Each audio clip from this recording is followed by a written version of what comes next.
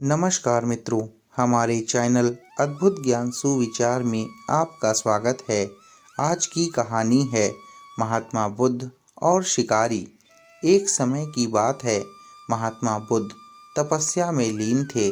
उन्हें तपस्या में बैठे हुए कई दिन बीत चुके थे। तभी एक शिकारी उस रास्ते से जा रहा था। उस शिकारी ने महात्मा बुद्ध को देखा और पहचान लिया।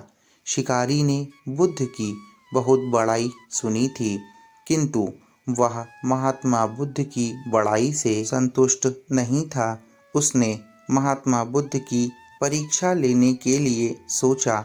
शिकारी पहले तो महात्मा बुद्ध को एक छोटा सा पत्थर फेंक कर मारता है, किंतु महात्मा बुद्ध कोई प्रतिक्रिया नहीं करते हैं, क्योंकि उनका मानना था शरीर को चोट लगती है, आत्मा को नहीं। अतः शिकारी द्वारा फेंके गए पत्थर के कारण शरीर को कष्ट हुआ, किंतु आत्मा को नहीं। शिकारी कुछ देर सोचता रहा कि महात्मा बुद्ध कुछ प्रतिक्रिया करेंगे, किंतु महात्मा बुद्ध अपनी तपस्या में लीन थे। उन्होंने कोई प्रतिक्रिया नहीं की।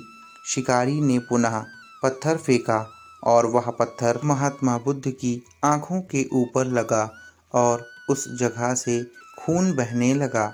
महात्मा बुद्ध को आभास हुआ उनके शरीर से रक्त बह रहा है, किंतु वह फिर भी अपनी तपस्या से नहीं उठे। शिकारी को गुस्सा आया और उसने पुनः एक पत्थर और महात्मा बुद्ध की ओर फेंका। महात्मा बुद्ध के शरीर से अब खून अधिक बहने लगा। इतनी पीड़ा को महसूस कर महात्मा बुद्ध की आंखों से आंसू निकलने लगे। शिकारी ने महात्मा बुद्ध के पास जाकर पूछा, आपको जब मैंने पत्थर मारा तो आपने कोई प्रतिक्रिया नहीं दी। महात्मा बुद्ध ने अपनी आंखें खोली और उन्होंने बड़ी सरलता से कहा, क्योंकि इससे मेरे शरीर को कष्ट हुआ है, मेरे मन मस्तिष्क को नहीं। शिकारी अचंभित रह गया। उसने पूछा, फिर आपकी आंखों से आंसू क्यों बह रहे हैं? इस पर महात्मा बुद्ध ने पुनः कहा, तुम्हारे द्वारा किए गए अनुचित कार्य के परिणाम के बारे में मेरा मस्तिष्क, मेरी आत्मा विचार कर रो रही है। तुमने इतना बड़ा पाप किया है, तुम्हें कैसी सजा मिलेगी? बुद्ध की बातों को सुनकर शिकारी महात्मा बुद्ध के चरणों में गिर गया और उनसे क्षमा याचना की। महात्मा बुद्ध क्षमाशील व्यक्ति थे। उन्होंने शिकारी को क्षमा किया और अपना आशीर्वाद दिया।